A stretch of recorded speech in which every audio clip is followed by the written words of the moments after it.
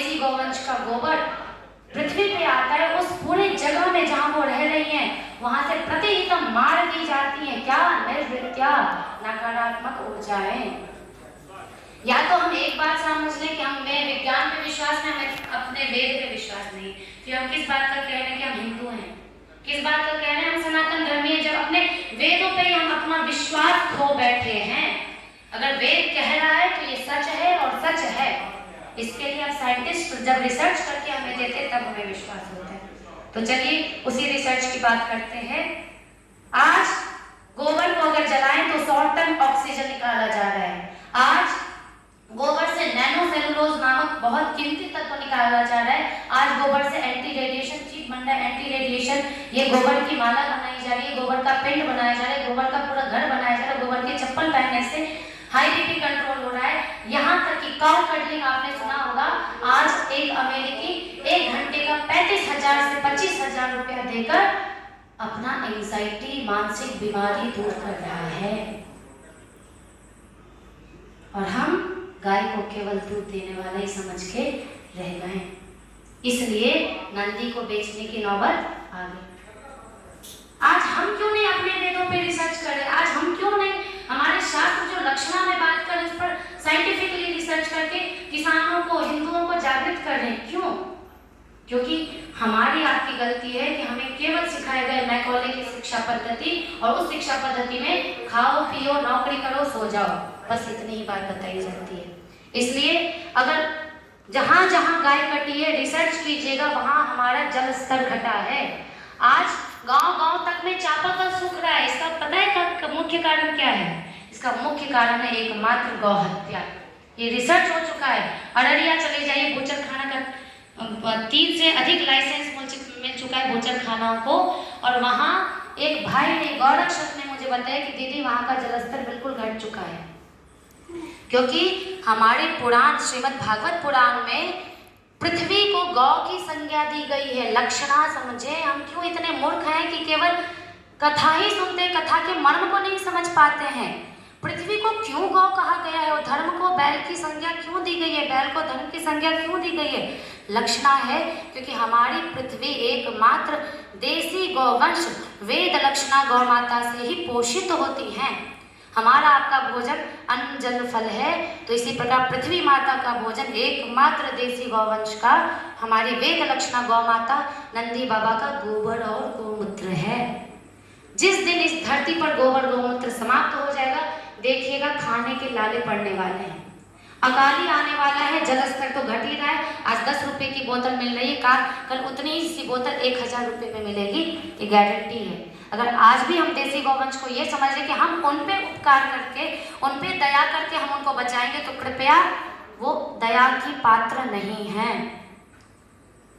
हमारा सौभाग्य है कि हमारे सनातन धर्म में, हमारे भारत में वेद लक्षणा गौ माता साक्षात देव स्वरूप, साक्षात भगवान ने एक सबसे अनमोल गिफ्ट हमें दिया था, और आज हम उनके प्रति इतने उदासीन हैं कि आप उसको एक भाग समझते हैं। नहीं, वो मुख्य है, और नहीं तो फिर हम तबाही देखने के लिए तैयार हो जाएं। अगर तबाही देखना है अपने बच्चों के लिए, पैसे कृपया से भी मत कीजिए। आने वाली पीढ़ी कहीं हमें ये ना धिक्कारे कि हमें पैसे नहीं चाहिए था, हमें स्वच्छ वातावरण चाहिए था, हमें सुरक्षित पर्यावरण चाहिए था, हमें जल चाहिए था, हमें शुद्ध वायु चाहिए था, हमें शुद्ध भोजन चाहिए था, लेकिन हमारे पूर्वज तो कुछ भी नहीं छोड़ के गए हमारे लिए। पैसा, क्या पैसा खाएंगे? पैसा पी लेंगे? नहीं। इसके लिए बहुत आवश्यक है कि हम इसको प्राथमिकता से समझें कि 3 वर्षों में यदि हम वेद लक्षणा गौ माता गोवंश को नहीं बचाएंगे, संपूर्ण रूप से वो समाप्त हो जाएंगे। कहने का तात्पर्य हम समाप्त हो जाएंगे। ये अकाट्य सत्य है, चाहे आज समझ ले चाहे कल समझ ले, लेकिन ऐसा ना हो कि अब पछताए होत क्या जब चिड़िया चुग गई खेत। इसके लिए साधु संतों के द्वारा ये चलाया गया अभियान है गौ सम्मान आहार अभियान, जहाँ हमें कोई आंदोलन नहीं करना है, किसी के प्रति कोई भी अभद्र टिप्पणी नहीं करनी है, चाहे कोई कुछ भी कर रहा है, ना किसी संस्था के खिलाफ ना सरकार के खिलाफ, बस सविनय प्रार्थना पत्र देना है। आप सबके हाथों में पत्र आया होगा, तो 3 मुख्य बातें हैं जिसमें लिखा है कि गौ माता पूर्णतः सुरक्षित हो। 1, गौ माता को या तो राष्ट्र आराध्य बनाए, राष्ट्र धरोहर बनाए। देखिए ये क्यों कहा जाता है, क्योंकि जब तक राष्ट्र की संपत्ति या राष्ट्र की मुख्य धारा में गौ माता नहीं आएगी तब तक गौवंश आधारित कृषि व्यवस्था, गौवंश आधारित रोजगार व्यवस्था, गोमूत्र से जो अभी मैंने आपको बताया, आज गौमूत्र से कैंसर ठीक किया जा रहा है। और आपको पता है छिपे छिपे अमेरिकी कंपनी हमारी देसी गौ माता के गौमूत्र को टैबलेट में मिला के कैंसर की दवाई 1000 लाख रुपए में बेच रही है। और हम गौमूत्र को समझते हैं ये वेस्टेज है, हम गोबर को समझते हैं दुर्गंध ना लग जाए। और आज वो लोग क्या से क्या कर रहे हैं। खैर, तो ये राष्ट्र आराध्य बनाने का संकल्प ये है कि जब वो राष्ट्र के मुख्य केंद्र में आ जाएंगे तभी उन पर आधारित सभी नीति आयोग लागू होगा। और तीसरा है कि गौ सेवा हेतु केंद्रीय कानून लागू हो, गौ सेवा मंत्रालय बने। इस हेतु सरकार से 27 अप्रैल 2026 को अपने अपने अनुमंडल स्तर पे, और देखिए संस्था कोई भी नहीं, और सच मानिए कि इसमें किसी भी इसमें सब देखिएगा तो सभी संस्थाएं इसमें समाहित हैं। विश्व हिंदू वाले भी हैं, आरएसएस भी है, बजरंग दल भी है, आपको गायत्री परिवार भी है, इस्कॉन भी है, और जो भी जो आप फेमस नाम जानते हो मुझे नहीं पता, अपने हिंदुत्व के लिए जो कार्य करते हो सभी हैं। तो संस्था का इसलिए नहीं दिया गया क्योंकि जिससे कि सब एक हो के एक स्वर में गौ माता गौवंश की रक्षा के लिए बोले। तो गौ का भी संबंधित आग्रह है, अनुदान चारा संबंधित आग्रह, इसको पढ़िएगा कृपया।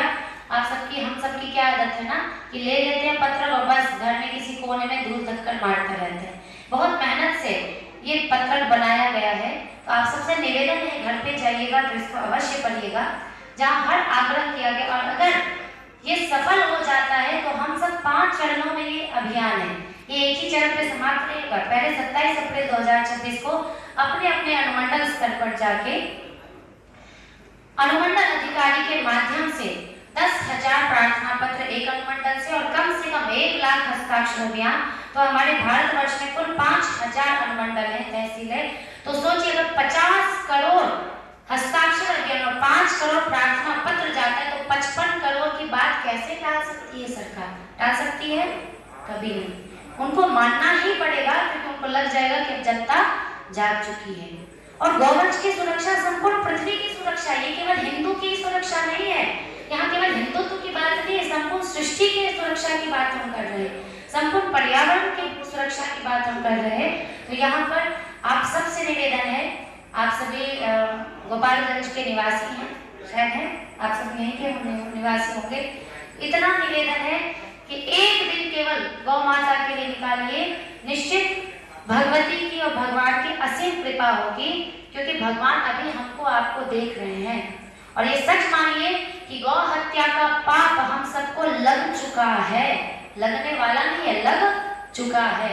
और इस पाप का मार्जन हर हत्या, हर कुकर्म का, हर दुष्कर्म का मार्जन है, लेकिन गौ हत्या के पाप का कभी मार्जन है ही नहीं, शास्त्रों में लिखा ही नहीं है। क्योंकि अथर्ववेद कहता है गौ अघन्या, मनुष्य मारे जाने योग्य है। जब मनुष्य पापाचरण करता है तो उसको मृत्यु दंड का प्रावधान है, लेकिन गौ को अघन्या कहा गया है। और अगर वो मारी जा रही है, मौन है, तो मनुस्मृति कहता है कि मारने वाला भी और चुपचाप मौन रहने